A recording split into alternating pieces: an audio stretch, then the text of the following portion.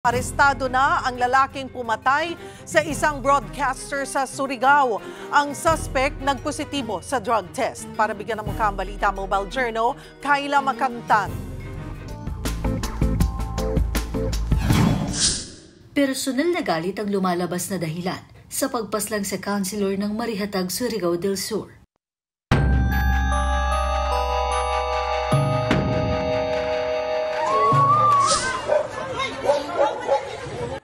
Pasado alas 7 ng umaga nitong December 6, napansin ng mga polis na naka-duty sa Barangay Poblasyon ang lalaking may mantsa ng dugo ang t-shirt at nagmamadali. Siya ang 42 anyos sa si alias Sandy, na pinagsasaksak na palang dating radio broadcaster at ngayon municipal councilor na si Honorable Jerry Campos.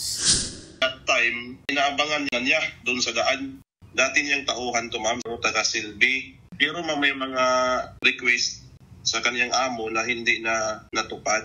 Hindi po specific yung mga request, ma'am. Isa pa yung nagkahiwalay sila ng kanyang asawa, medyo na-depressed na siya, wala na siya sa kanyang pag-iisip.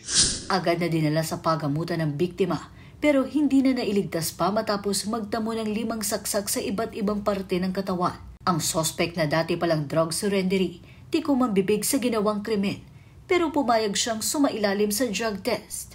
At yung resulta ng drug test natin ay positive, kaya doble yung kaso niya. Nakapiit na si Sandy sa Marihatag Municipal Police Station at nahaharap sa kasong murder at paglabag sa RA 9165 o Comprehensive Dangerous Drugs Act. Mga kapatid, Mobile Journal, Kayla Makantan, hatid ang mukha ng balita.